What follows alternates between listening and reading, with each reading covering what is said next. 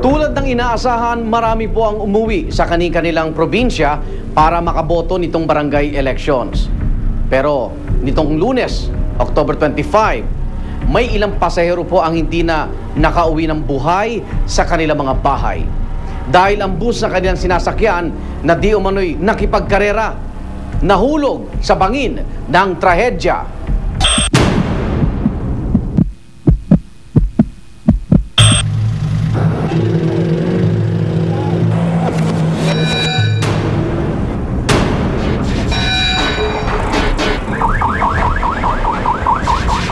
5:30 a.m., we receive a call from Star Tollway. Nag-ask sila ng assistance kasi merong nangyari na vehicular accident. So it is a bus and a jeepney. So pagdating namin dun sa scene, nakita namin yung bus, nahulog siya dun sa bangin. Then ang lalim niya siguro nasa mga 30 o more or less nasa 30 feet siya.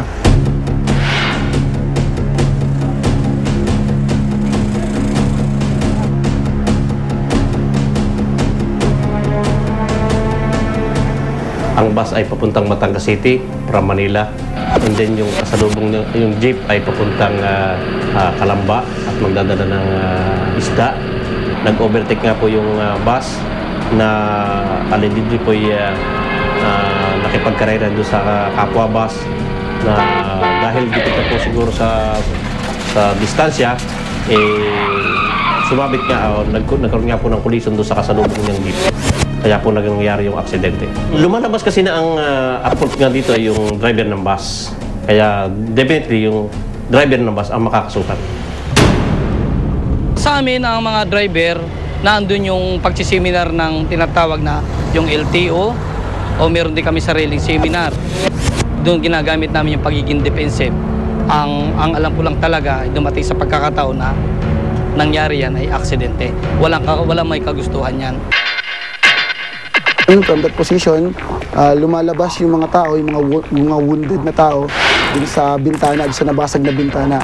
So, andun yung security and some bystanders, ina-assist nila yung mga pasahero na bumababa doon sa bus.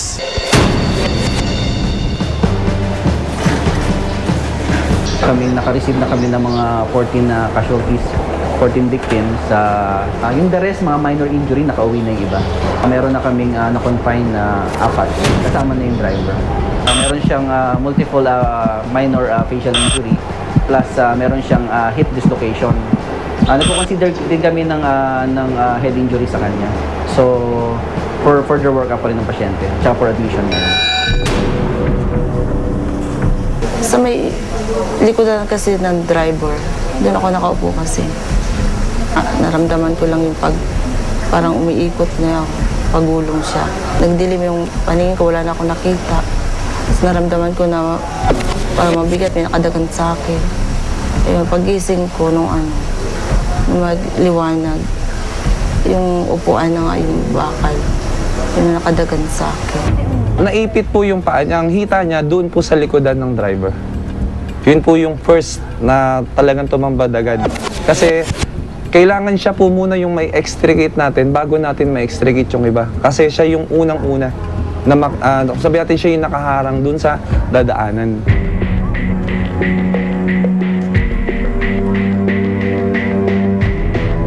Sa parte ng jeep ay yung driver lamang ang nasaktan na hindi naman masyado siyang parang outpatient siya. Labas na, so hindi na natin malocate ngayon kung nasan yung driver ng jeep. Mas mabuti kung siya magre-report para mas makakalinaw sa investigasyong ginagawa ng kapulisan.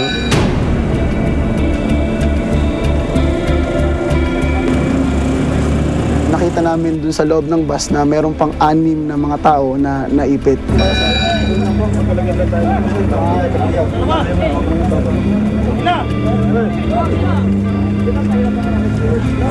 Kaya marami silang injury. Mostly, ang naging injury ng mga pasyente natin is sa ulo.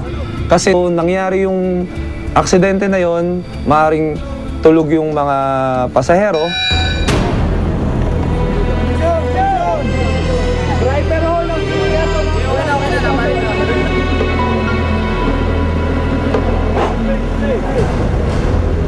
yung pinaka-worst na situation is yung conductor, which is talagang naipit siya totally. Kakahap ng katawan niya, nasa labas na ng bus, then yung upper body niya, hindi mo talaga makikita.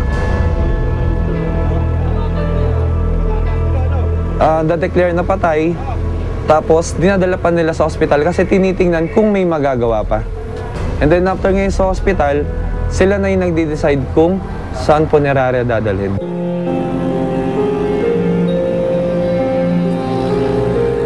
Ibinaba siya po dun sa talagang nilapitan ko. Hindi ko kayang matanggap na ganun nga nangyari sa kanya.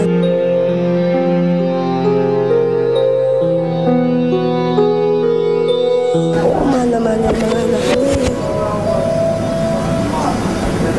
Responsibility dyan ng aming kumpanya. Na lahat ng nasaktan, lahat na namatayan, ay handa po kaming tumulong kung makapag-ugnayan o gawin lahat yung magagawa.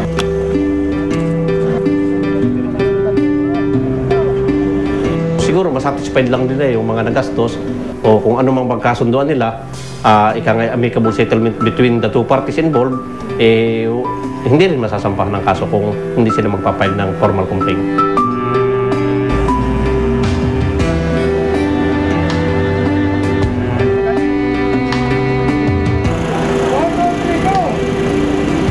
Sa mga commuters, kung saan nandun sila sa mga pagkakataon na nafe-feel nila o sa tingin nila is wala na sa control yung bus, mas maganda yung head nila is i-position nila protected ng kamay, i-position nila near doon sa seat na nasa unahan nila. Huwag na silang magtangkang tumayo or huwag na silang magtangkang tumakbo palayo dun sa kinauupuan nila kasi pag nabutan sila nung direct contact nung bus or nung sinasakyan nila, pwede silang tumilapon at pwede pa silang magkaroon ng mas matindi na injury.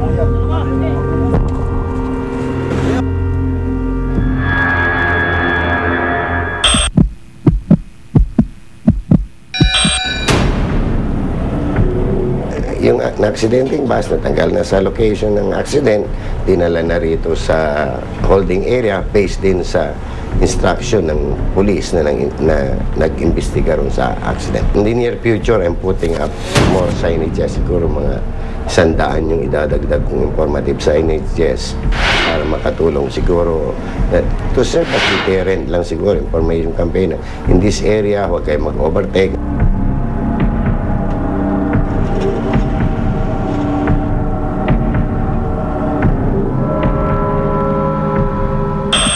Ayon sa tala ng Philippine National Red Cross Batangas Chapter, 5 ang namatay sa naturang aksidente at 23 naman ang nasugatan.